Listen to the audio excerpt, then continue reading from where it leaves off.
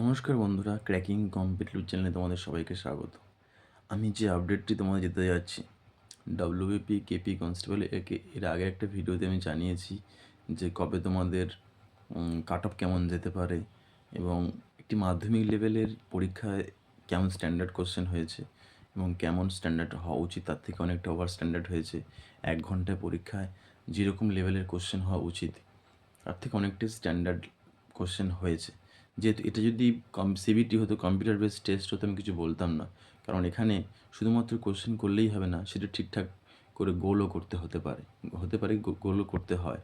সুতরাং ঠিকঠাক করে গোল করে সে অ্যান্সারগুলো ঠিকঠাক জায়গায় অনেকে অনেকে শেষের দিকেই গোল করে এবং তারা অপশান বি চুজ করলো, সেখানে সিতে গোল করে দিল ভুল করে।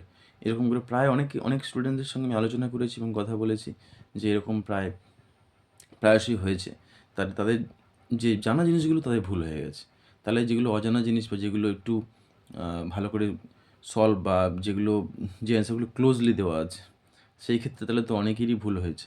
সুতরাং যারা অনেকে কাট অফ নিয়ে বিভিন্ন রকম ভিডিও করছে, বিভিন্ন রকম ভাইরাল ভিডিও করছে, বিভিন্ন বড় বড় ইনস্টিটিউশন, বড় বড় ইউটিউব চ্যানেল বা কিছু কারোর নাম আমি করবো না, তারা বিভিন্ন ভিডিওর মাধ্যমে মানুষকে বিভ্রান্ত করছে। 60 কাট অফ যাবে, 55 কাট অফ যাবে, 50 কাট অফ যাবে।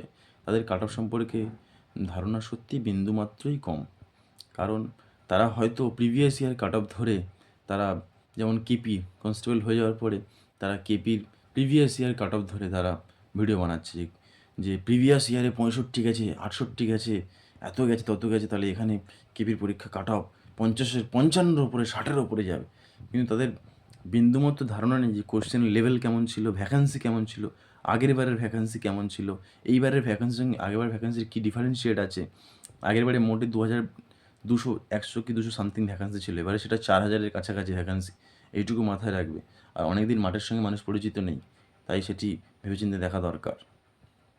সুতরাং এই দিক বিবেচনা করে তোমরা যারা বিভিন্ন পরীক্ষা দিচ্ছ, তাদের একটু অভিজ্ঞতা সৃষ্টি হয়েছে যে কী হতে পারে বা কী না হতে পারে, সেই অনুযায়ী তোমরা পড়াশোনা করো।